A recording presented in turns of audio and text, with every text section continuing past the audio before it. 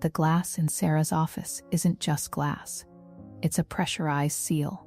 When the heavy door clicks shut, the hum of the open-plan office, the ringing phones, the rhythmic tapping of keyboards, the low-level anxiety of 60 junior analysts simply vanishes.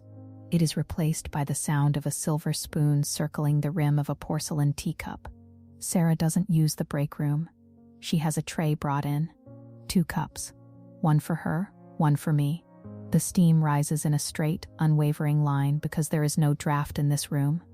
There is only the scent of expensive white tea and the precise, clinical smell of her perfume, which reminds me of iron and cold rain. She pushes the second cup toward me. The porcelain is so thin I can see the shadow of my fingers through it. It's fragile, yet it holds boiling liquid without cracking. Sarah is wearing a cream-colored silk blouse. There isn't a single wrinkle, even though it's 4 in the afternoon. She looks at my blazer. There is a small dark lint speck on my left shoulder. She doesn't say anything about it, but her eyes linger there for a second too long before she meets my gaze. Her eyes are the color of a shallow Caribbean bay, bright, clear, and impossible to see the bottom of. She leans back. The leather of her chair doesn't creak. It sighs. We are here to talk about the Q3 projection reports, but the reports are closed on her desk, weighted down by a heavy brass paperweight in the shape of a lioness. "You're vibrating," she says. It isn't a question. It's an observation of a physical fact, like noting the weather. I look at my hands. They are still. But inside, behind my ribs, the vibration is there. It's the sound of the elevators, the sound of my landlord's email about the rent increase, the sound of Mark from accounting asking me why I haven't submitted the expense reconciliations for the Denver trip. I'm just focused, I tell her. I want to get the numbers right for the board meeting. Sarah smiles. It isn't a wide smile. It's a twitch of the corners, a private acknowledgement of a shared secret. She reaches across the desk and places her hand over mine. Her skin is very cold. It feels like marble. The weight of her hand is grounding. It stops the vibration. For a moment, the only thing that exists is the pressure of her palm and the steam from the tea. The board doesn't care about the numbers, Elena. They care about the narrative. And the narrative right now is that you're being stretched too thin. I heard Mark talking in the canteen. He's concerned. Or at least he's performing concern. We know what that means in this building. I feel a sudden sharp dryness in my throat. Mark and I had drinks last week. He told me I was a shoo-in for the director track. He said he'd back me. Performance, Sarah whispers. She doesn't move her hand. She's watching the steam from my tea. He sees you as a threat. They all do. You're young, you're faster than they are, and you haven't learned how to hide your teeth yet. If you go into that board meeting relying on Mark's data, you're walking into a slaughterhouse. He's padded the overheads in the Denver file. He's waiting for the CFO to ask you a question you can't answer. The room feels smaller. The silence from the hallway outside now feels like a vacuum, sucking the air out of my lungs. I trust my eyes. I trust my ears. But Sarah is the one with the key to the executive suite. She sees the ghost lines on the architectural plans. She knows where the traps are buried. Why would he do that? I ask. My voice sounds thin. Because this is a closed system, Elena. There is only so much oxygen to go around. If you breathe, he suffocates. It's not personal. It's just physics. But you have me. I've spent 10 years building a perimeter around this office, so I don't have to breathe their exhaust, and I'm pulling you inside that perimeter. She removes her hand. The coldness lingers on my skin like a bruise. She opens a drawer and pulls out a sleek black USB drive. This is the real data, the unvarnished version. I've had my private auditor run the numbers. Use this. Don't tell Mark. Don't tell anyone in HR. If they ask where you got it, you say you found the discrepancies yourself. You be the hero, Elena. I'll be the shadow. That's how we play this. We're a sisterhood of 2. I take the drive. It's warm from being in the drawer. It feels like a piece of her. I don't think about the fact that I'm about to betray the only person who eats lunch with me. I think about the lioness paperweight. I think about the way the light hits the glass in this room, turning the rest of the world into a blur of gray and beige.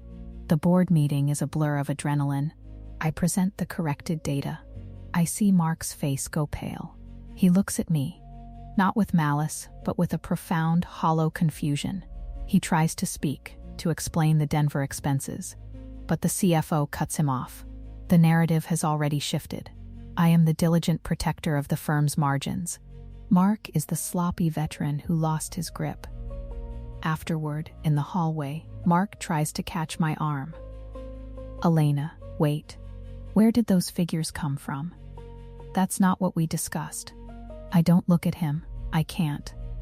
I feel the weight of the USB drive in my pocket. I feel Sarah's voice in my head. A low, melodic hum. He's a threat. He's a threat. He's a threat. I'm sorry, Mark. The numbers don't lie, I say. I walk away. My heels click on the marble floor. It's the most confident sound I've ever made. That night, Sarah texts me. A bottle of vintage Bollinger is waiting at my apartment door with a card that simply says, "The first of many." 6 months later, the perimeter has grown. I no longer go to the canteen. Sarah says the food is subpar and the gossip is toxic.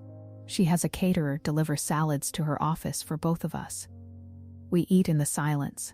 I no longer check my work email after 7 p.m. Sarah has me on a private encrypted messaging app. She says it's for security, so our strategy sessions aren't logged on the company server. I haven't spoken to my mother in 3 weeks. Sarah pointed out, quite rightly, that my mother's constant questioning about my stress levels was a form of emotional sabotage.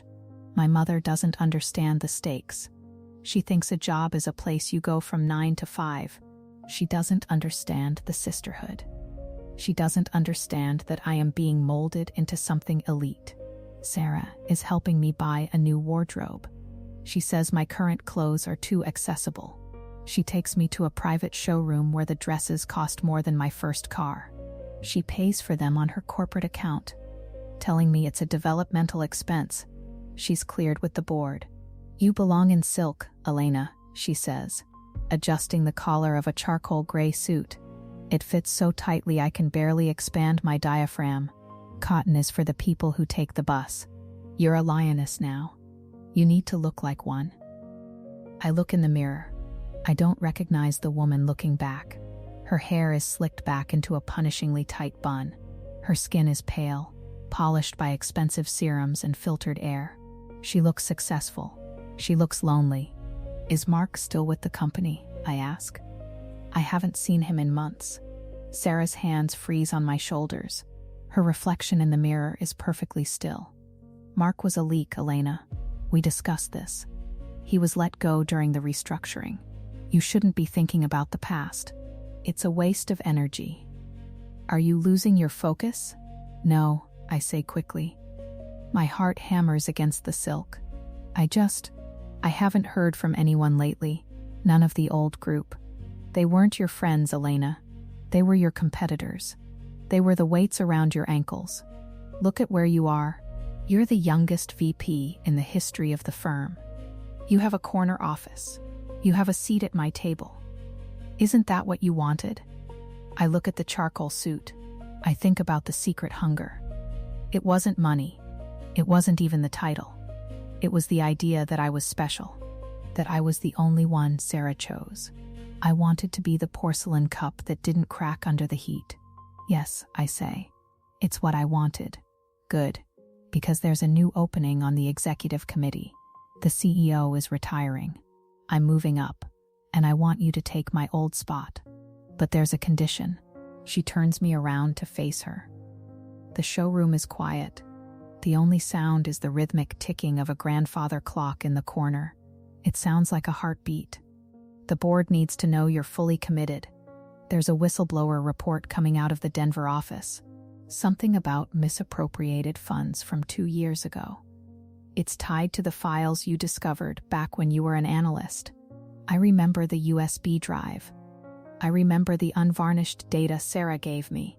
If the report goes through as is, Sarah continues, her voice dropping to a whisper, it might look like you were complicit, unless of course we provide a definitive source, someone who can take the fall for the original discrepancies, someone like Mark.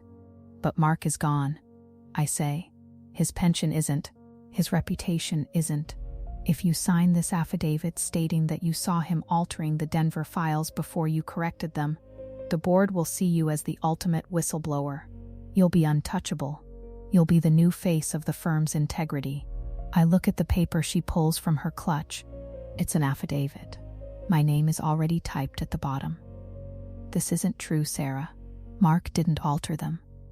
I found the errors in the data you gave me. Sarah's face doesn't change. Her expression remains one of calm, maternal concern. Elena, think very carefully. Where did that data come from? It came from my private server. A server that you accessed. If you don't sign this, the narrative changes.